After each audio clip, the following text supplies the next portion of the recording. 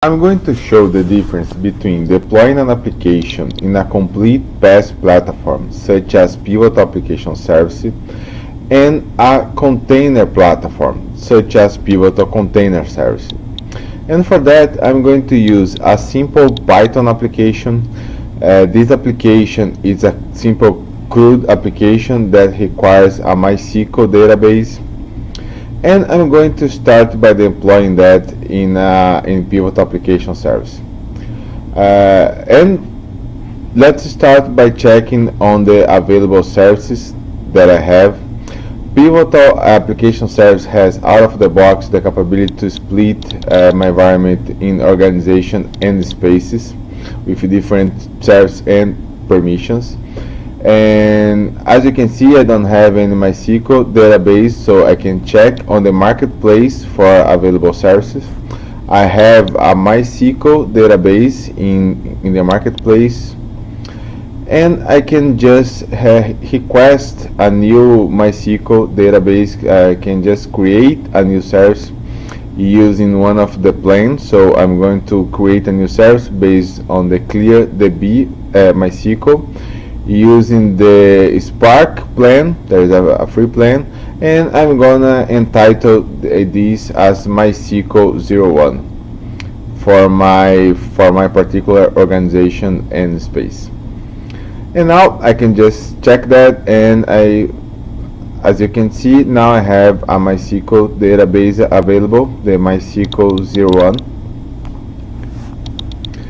The next step, I'm gonna check the manifest.yaml file to see how Pivotal should deploy my application, the name of my application, the host name that the users are going to access my application, how it's supposed to run, and finally the services attached to my application, in that case the MySQL database.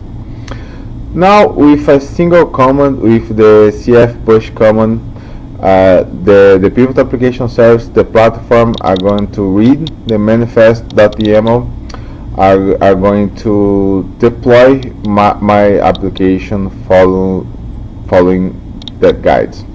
As you can see, it's deploying, is creating the app, the phonebook app. It's creating the route, the MyPB app. The platform is also checking on the requirement txt for my Python application, and it is automatically deploying all the requirements to run my application. And that's it. Within a few seconds, I have my application running. I can just go to my browser, access the URL I specified, and then I have my phonebook app running. I can create some entries on it, and that's it. Very easily I can have application running with a database. I can provision my required database and provision my application. And the way the application knows how to consume this database is using these environment variables that are automatically populated in my application by the platform. Every time I attach a service such as database, the Pivotal Application Service automatically populate these environment variables, and everything that I have to do, it's inside my application code, add those simple line codes for the application to read the environment variable and connect to the database. Now, for the second part of my demo, I'm going to show how to provision this application using Kubernetes. And the first part is to create my container.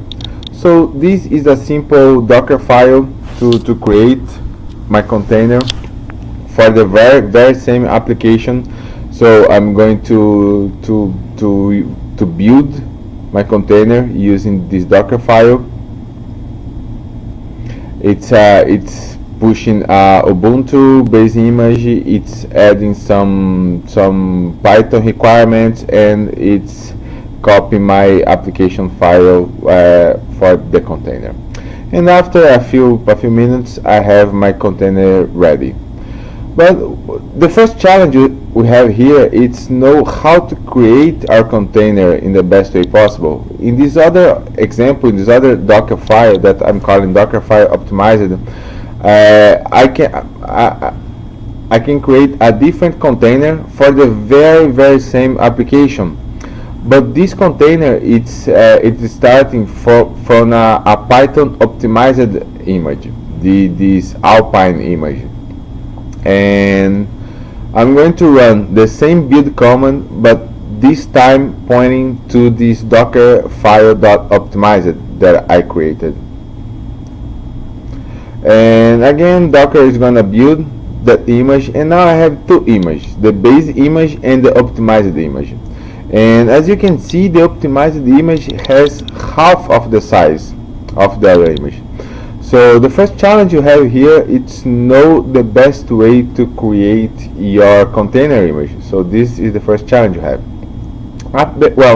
After you create this image, the next step is to upload that image to a registry. So let's tag this image, and now let's push my image to my registry. In that case, I'm using a public registry, but of course, if you want, you can deploy. You can have your own private registry here. Okay, and after a few more minutes, now I have my image in my registry. Now the next step is starting to review the YAML file for the Kubernetes. And the first YAML file is this one to create the environment variables that are going to be used by my application. Both the secrets, the database passwords and user password, as some information as database user and database name that are going to be used by my application. In that case, I must specify those secrets and environment variables for my application. The second part, as I'm provisioning a MySQL database and I want some persistence of my data, I have to have another YAML file for my storage. So now I am provisioning my storage for my MySQL. The following step is to provision the MySQL database itself. So this is another YAML file where I specify for the Kubernetes that I want to a MySQL database, the number of replicas, where to get the passwords for the root, for the user, for the database user, how to pre-provisioning the database for my application, and the services that are going to expose the MySQL information. So all the information to Kubernetes to provision the MySQL database that are going to be used by my application. Okay, and now let's check on that. It is still creating the MySQL pod. Okay, it is running now.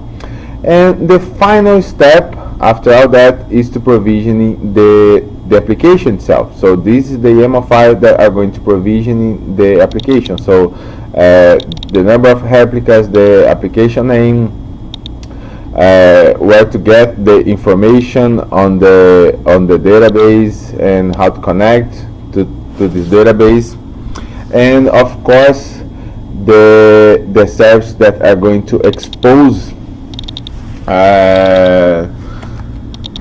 that are going to expose this application to the world. Okay, in that case I'm creating a load balancer. Okay, and now let's apply this YAML file and have Kubernetes creating this container, creating this pod and this load balancer. Okay, let's check now on the Kubernetes services. Here I have my load balancer. Let's get the details on that.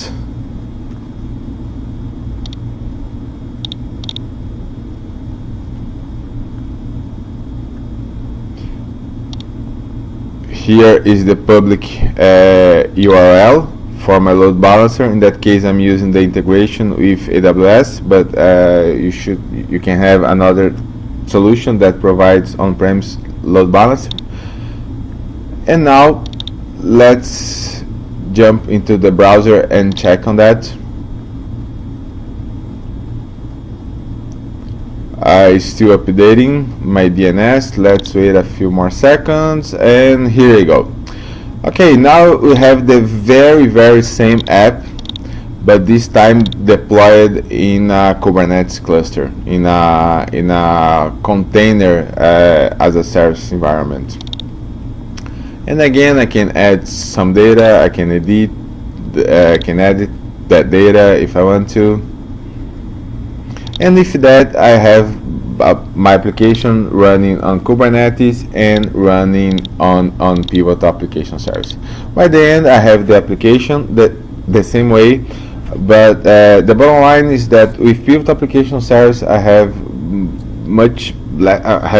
less steps that I have to go through, and I have less decision point. And if I want to automate that in a CI/CD pipeline, it's also less work that I have to go through in order to automate. This is just an overview about the steps we saw with Pivotal Application Service and with Pivotal Container Service. There's not a right or wrong platform. Each one has its pros and cons. But usually what we saw, if it's with Pivotal Application Service, you have less effort to deploy apps, but those apps must be more standardized and it may not fit for all the apps. With Pivotal Container Service and Kubernetes, you can add far more apps, but of course you must go through more work to have those apps running. So it's not a or approach, it's an and approach.